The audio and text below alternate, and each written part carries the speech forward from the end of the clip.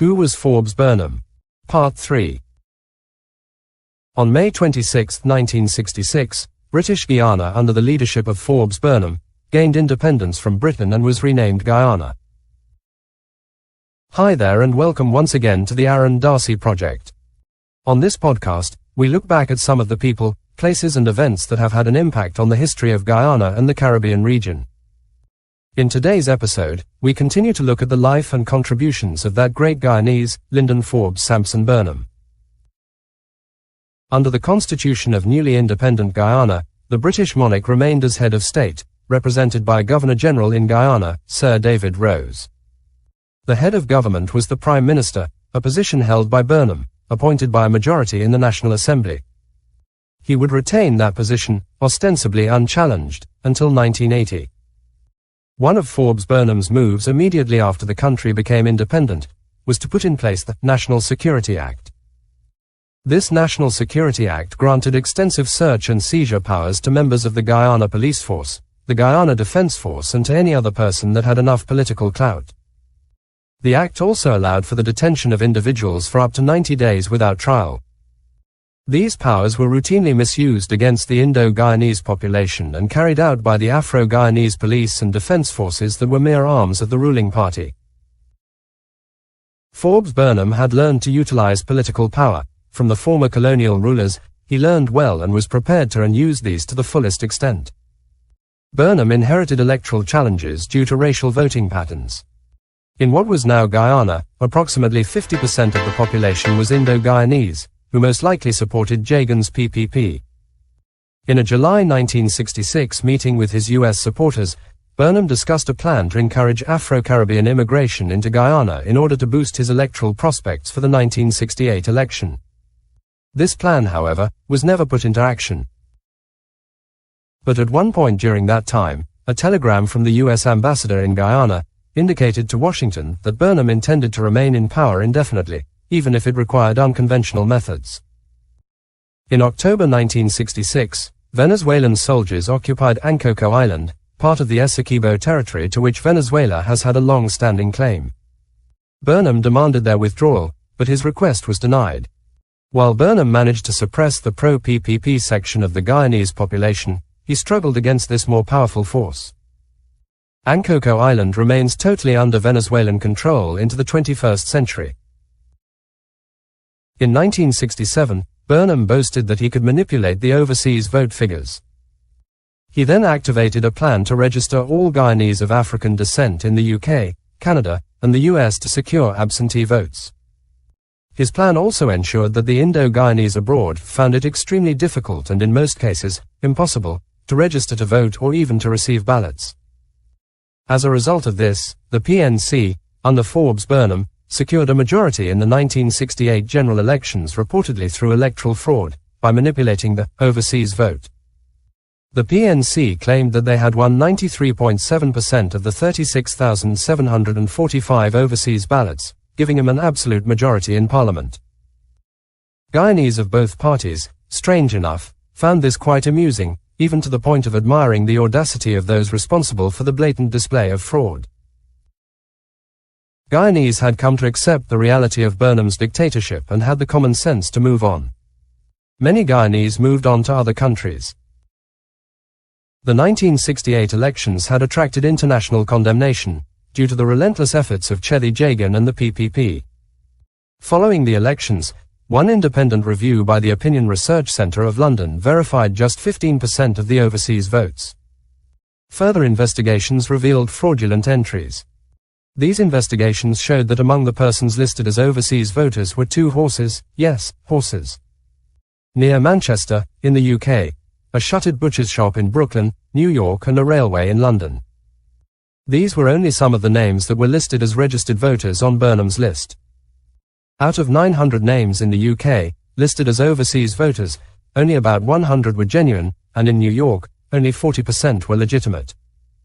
Peter de Geer declared it to be a seizure of power by fraud, not an election. In 1968, a conference of 40,000 Amerindians, native Guyanese, presented demands to Burnham, opposing his Afrocentrist policies. Their concerns were ignored. The agriculture minister of the new government had earlier declared that land ownership certificates held by these native Guyanese, and by large cattle ranchers, would no longer be recognized. These certificates had been issued by the colonial rulers. The minister's declaration further stated that the Rupununi area would now be occupied by Afro-Guyanese and some developers from across the Caribbean. This subsequently led to an incident that history would record as the Rupununi Uprising.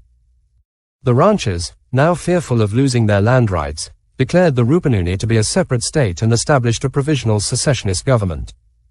This happened early on January 2, 1969. The ranchers had by then received some amount of military training and supplies from the Venezuelan government. It also appeared that they had been promised recognition for their breakaway republic from their backers, if they could hold their ground for 3 days.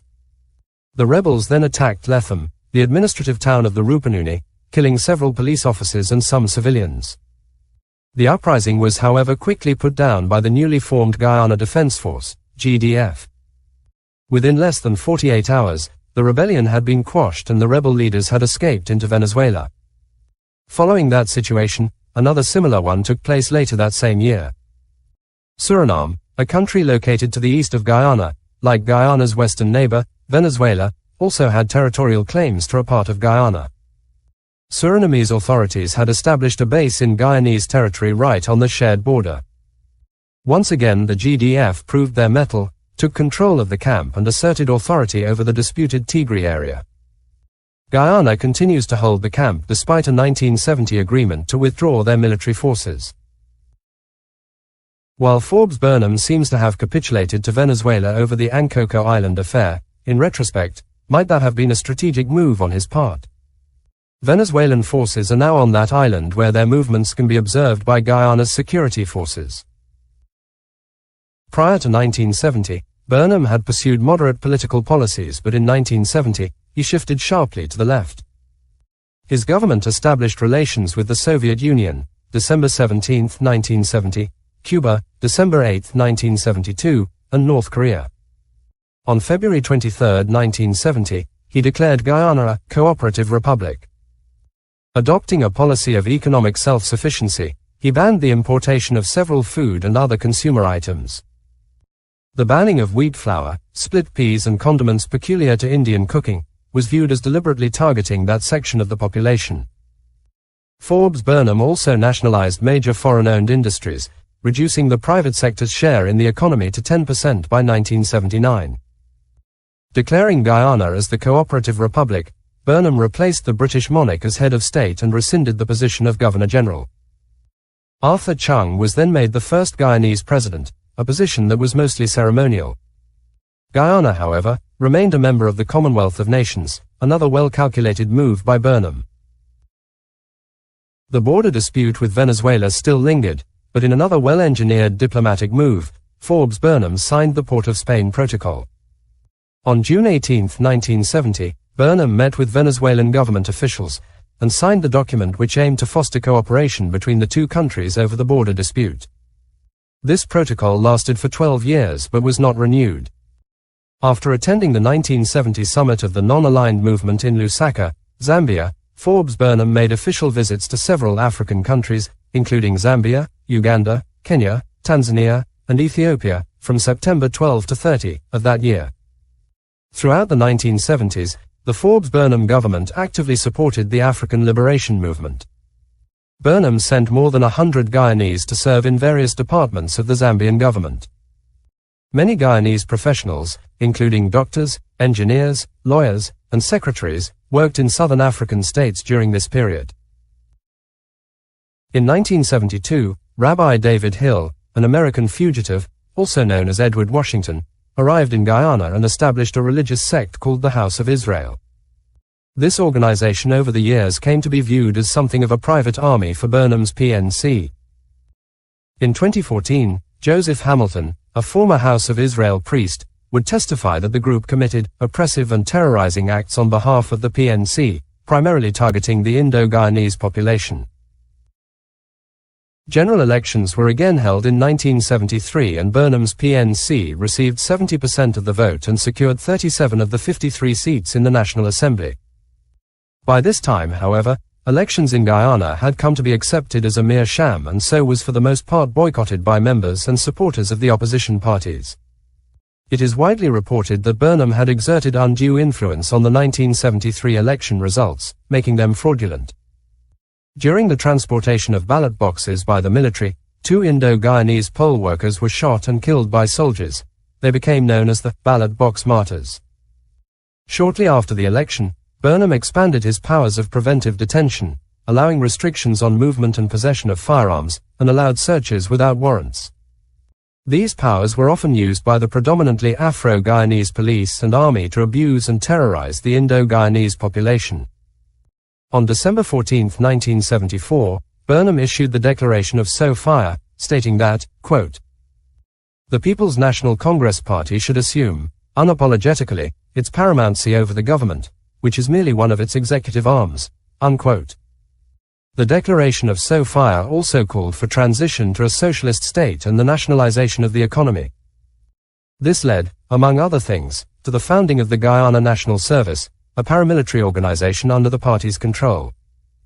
These developments alarmed both the British and the Americans, as they mirrored the rise of Nazi Germany in the 1930s, and indicated that Burnham aspired to become the supreme, unopposed ruler of Guyana. General elections were legally required to be held in 1978 when the current 5-year term of the PNC would have expired.